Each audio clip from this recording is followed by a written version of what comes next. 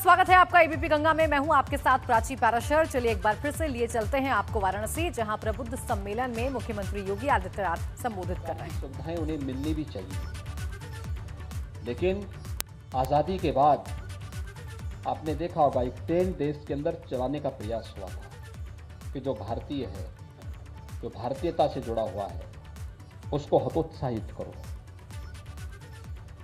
और जो भारतीयता के मार्ग में बाधक बने, उसकी प्रगति में बाधक बने, उसे हेय दृष्टि से देखें, उसे प्रोत्साहित करो। और यही होता रहा। आजादी के बाद आपने देखा होगा बहुत सारी सरकारें आई। उन सरकारों में मुझे लगता है काशी बाबा विश्वनाथ मंदिर में जाने के लिए लोग, कोई देश का राष्ट्राध्यक्ष आ रहा हो और एक विशेष आयोजन उस देश से वहां पर कर रहा हो, आते नहीं थे। दर्शन करने भी आते, चोरी छुपे आकर के भले ही निकल गए, लेकिन एक विशिष्ट आयोजन के साथ वहां पर आए नहीं जाते थे। अयोध्या तो खैर उनके देश से बहुत दूर था, मथुरा नहीं आते थे। यानी ये सभी जो हमारे मान बिंदु हैं, हमारी आस्था के केंद्र बिंदु हैं, भारतीय आस्था और भारतीय संस्कृति की आत्मा के रूप में जिनकी पहचान है, वहां पर आने में लोग संकोच महसूस करते थे। उनको लगता था ये इनकी पहचान के मामले में आड़े आ रहे हैं, नहीं जाते थे। लेकिन आपने देखा होगा अब एक होड़ लगी है। प्रधानमंत्री मोदी जी ने देश और दुनिया के सामने एक एजेंडा इस रूप में प्रस्तुत किया, दुनिया के अंदर अपनी सनातन धर्म से जुड़ी हुई उन पहचान को एक नए वैश्विक मंच पर प्रस्तुत करने का जो तरीका है, चाहे वह योग को वैश्विक मंच पर उपलब्ध करा करके, योग को विश्व योग दिवस के रूप में 21 जून की तिथि हो, या फिर कुंभ को दुनिया की एक अद्भुत सांस्कृतिक आध्यात्मिक घटना के रूप में प्रस्तुत करने का हो। ये सभी आयोजन अपने आप में अद्भुत हैं, लेकिन साथ साथ तो 5 सदी से जिस कार्य के लिए हिंदू समाज जूझता रहा, अयोध्या में श्री राम जन्मभूमि पर भगवान राम के भव्य मंदिर के निर्माण का कार्य प्रारंभ हो।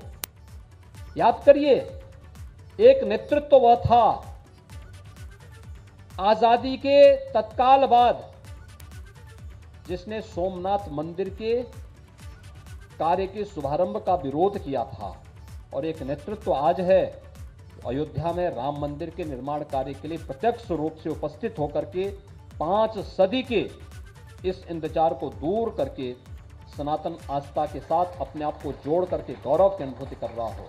और यही पहचान होती है कि संकट के समय कौन आपके साथ खड़ा है, कौन आपकी आस्था के साथ खड़ा है, कौन उन्हें सम्मान दे रहा है। सर्वसम्मति से समस्या का समाधान होने के बाद इस कार्य का शुभारंभ हो, एक प्रश्न बना हुआ था।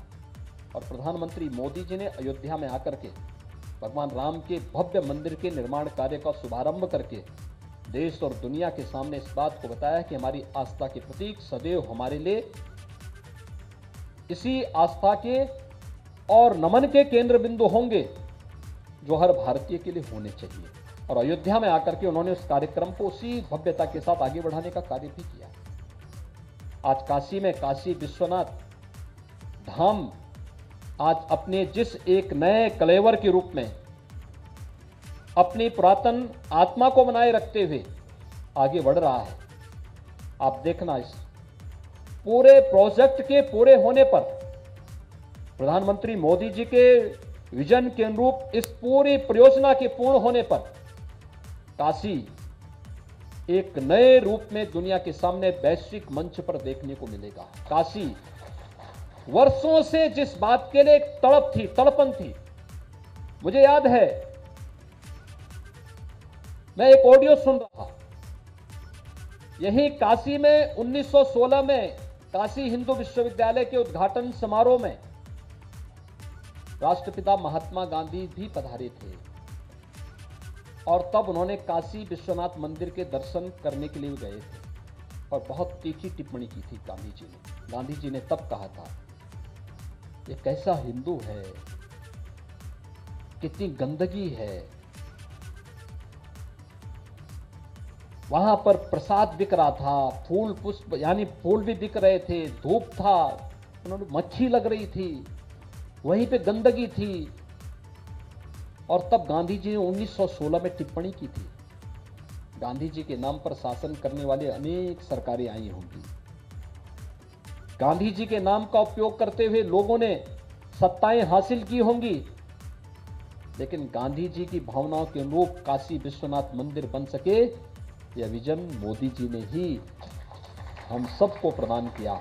और आज काशी विश्वनाथ धाम जिस रूप में आगे आ रहा है, आज काशी के अंदर जिस प्रकार के विकास के कार्य चल रहे हैं, नित्य नए प्रयोग काशी को एक नई काशी के रूप में प्रस्तुत करने का आप सबके सामने है। और जो काशी में प्रयोग होते हैं, सफलतापूर्वक आगे बढ़ते हैं, यही प्रदेश के अंदर अन्य स्थलों पर भी लागू होते हैं। आज आप जाइए, कभी मां विंध्यवासिनी धाम में जाने का अवसर प्राप्त हो, एक बार जाकर के देखिए। वहां पर भी काशी विश्वनाथ धाम में जिस प्रकार की परियोजना यहां पे लागू हुई है, यही परियोजना मां विंध्यवासिनी धाम पर भी उसी तत्परता के साथ और उसी ईमानदारी के साथ, उसी आस्था का सम्मान करते हुए मां विंध्यवासिनी धाम में भी लागू की गई है। अयोध्या में भी इसी प्रकार की कार्य योजना लागू की गई है। ब्रज क्षेत्र में, मथुरा में भी इस प्रकार की कार्य योजना लागू की गई है। यानी हर एक क्षेत्र में इन कार्यक्रमों को आगे बढ़ाने का प्रयास हो रहा है। तो कहीं ना कहीं उस विजन के पीछे काशी है, उस विजन के पीछे प्रधानमंत्री मोदी जी हैं, और उसी को हम करके काशी के माध्यम से आज जो चीजें प्रदेश के अंदर लागू हो रही हैं, देश भी और दुनिया भी उसको हाथों हाथ देखती है। पहले तो अयोध्या जाने में लोग घबराते थे। मुझे याद है जब दीपावली के पहले मुझे हमारे अधिकारियों ने कहा कि दीपावली के दिन आप कहां रहेंगे। मैंने कहा मतलब? उन्होंने कहा नहीं, हम सभी प्रशासनिक अधिकारी आपको विश करने के लिए आना चाहते हैं। मैंने कहा भी दीपावली के दिन तो मेरा कुछ जनजातीय छात्रों के बीच में और उन समाज के बीच में कार्यक्रम होता है, मैं पिछले 15 वर्षों से उनके बीच में जाता हूं। तो उन्होंने कहा हम लोग आना चाहेंगे। फिर मेरे दिमाग में आया, मैंने कहा दीपावली के दिन मैं उनके बीच में रहूंगा, एक दिन पहले मैं मालूम करूं कि अयोध्या में क्या होता है। तो मैंने एक टीम अयोध्या भेजी। मैंने कहा अयोध्या में कोई विशिष्ट आयोजन दीपावली के अवसर पर? लोगों ने कहा नहीं। मैंने कहा वहां कैसे कार्यक्रम हो सकता है, इसकी कोई कार्य योजना बनाई गई? लोगों ने कहा नहीं। मैंने कहा क्या बन सकती है? कहा अरे साहब बहुत बवाल हो जाएगा। मैंने कहा ये बवाल केवल अयोध्या और मथुरा काशी के लिए क्यों होता है? अरे बवाल क्यों वो बोल रहे हैं आप? क्या अपना पर्व और त्योहार मनाना बवाल का कारण बनता है क्या? तो मैंने एक टीम भेजी। मैंने कहा आप जाइए, वहां के पूज्य संतों से बातचीत करिए और बोलिए क्या दीपावली का कार्यक्रम भव्यता के साथ अयोध्या में हो सकता है। वो टीम आई, उन्होंने कहा संत तो तैयार हैं लेकिन मीडिया इसको बहुत नेगेटिव लेगी। मैंने कहा देखो, हमें अपने राह पर आगे बढ़ना चाहिए, कौन क्या बोल रहा है इसकी बहुत चिंता मत करिए। हम जाएंगे तो भी जिसको विरोध करना हो विरोध करेंगे, जिसको समर्थन करना होगा वो हमारे कार्यक्रम को हाथों हाथ लेंगे। और मैंने कहा सफलतम आयोजन होगा ये। लोगों ने कहा क्या कार्यक्रम हो सकता है? मैंने कहा मिट्टी के दिया जलाएंगे, वहां दीपोत्सव का कार्यक्रम करेंगे। कहा कितना? मैंने कहा कितने दीपक वहां मिल सकते हैं? लोगों का 2000 का नहीं, कम से कम 51,000 से शुरू करिए। अब 51,000 मिट्टी के दीपक नहीं मिल रहे थे हम लोगों को। अनुमान करिए, पूरे प्रदेश से जुटाए गए। और आज मैं अयोध्या में कहूं कि दीपोत्सव का आयोजन होना है इस वर्ष के लिए, अभी से नीलकंठ जी से मेरी अभी परसों एक दिन चर्चा हो रही थी, 7.5 लाख दीपक अभी से बनकर के तैयार हो चुके हैं। आप सोचिए, ये केवल दिया नहीं है, ये रोजगार भी है। आप सोचिए प्रजापति समुदाय के कितने लोगों को इसके माध्यम से रोजगार मिलता है। हमारे प्रदेश अध्यक्ष एक दिन मुझे बताने लग गए कि हमारा एक बूथ अध्यक्ष लखनऊ में, मैं 2 वर्ष पहले उसके घर में गया था, 2018 के पहले, तो उसकी परिवार की स्थिति बहुत, माली हालत बहुत खराब थी। वो लगभग 200 परिवार एक ही खानदान से निकले हैं और कहा कि इस बार में गया, वहां खुशहाली थी। मैंने उनसे पूछा भाई क्या मामला है? उसने कहा साहब देखिए सरकार की योजनाओं का लाभ कैसे हमें मिलता है। मैंने कहा कैसे? उन्होंने कहा साहब देखिए प्रदेश में प्लास्टिक पे बैन लगा तो मिट्टी के बर्तनों की मांग हुई। प्रजापति समुदाय और कुम्हार जो थे ये सभी मिट्टी के बर्तन के लिए तरसते थे। तो राज्य सरकार ने एक नीति बनाई कि अप्रैल से जून तक हम सभी गांवों के तालाब फ्री में इनको देंगे मिट्टी निकालने के लिए। 2 काम होते थे, हमारे लिए जल संरक्षण के लिए तालाब मिल जाते थे और उनको फ्री में मिट्टी मिल जाती थी।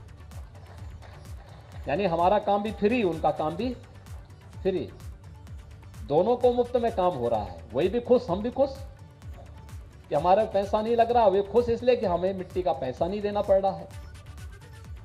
दूसरा, मैंने उनके साथ बैठ करके एक चर्चा की। मैंने कहा आप लोग मैनुअली जो हाथ से चाक चलता है इससे कितने बर्तन बनाते हैं? उन्होंने कहा 70 से 75। मैंने कहा अगर इलेक्ट्रिक चाक या सोलर चाक आपको देंगे तो आप इससे 4 गुना बर्तन बना सकते हैं। उन्होंने कहा हाँ बन सकता है, इसकी ट्रेनिंग आप दिलवा दीजिए। मैंने कहा हम ट्रेनिंग भी देंगे, आपको इलेक्ट्रिक का सोलर चाक भी देंगे, लेकिन शर्त एक कि बर्तन के दाम कम करने पड़ेंगे क्योंकि फ्री में मिट्टी दे रहे हैं। सोलर चाक और इलेक्ट्रिक चाक भी फ्री में देंगे, ट्रेनिंग फ्री में देंगे, और जो काम आप जितने समय में 75 बर्तन बनाते थे उतने समय में आपके 300 से 350 बर्तन बनेंगे। तो दाम उसी प्रकार से जितनी तेजी के साथ ये बढ़ेगा उतनी तेजी के साथ दाम भी कम होना चाहिए। और आज आप देख रहे होंगे मिट्टी के बर्तन जो पहले थर्माकोल या प्लास्टिक के गिलास आते थे उसी के समकक्ष से बिक रहे हैं, तो लोग उसका उपयोग भी कर रहे हैं, स्वस्थ भी रह रहे हैं, पर्यावरण को बचा रहे हैं। कितने लोगों के जीवन में परिवर्तन आ सकता है। तो उसने मुझे बताया कि वहां पे लखनऊ में वो सभी 200 परिवार इस बात के लिए खुशहाल हैं कि आज उनके पास मिट्टी के बर्तन के, वहां पर तमाम प्रकार के कुल्हड़ के, दीपक के और मिट्टी के गौरी गणेश के। आपने देखा होगा विगत वर्ष कोरोना के कारण पहले गौरी गणेश भी चीन यहां भेजता था, लक्ष्मी गणेश की मूर्ति भी चीन से आने लग गई थी और कितना विकृत मूर्ति बना के भेजते थे। यानी मूर्ति भी अपनी दर्शनीय हो वो मूर्ति होती है, लेकिन वो कैसे बनाता? गणेश जी को ऐसे बना देता था,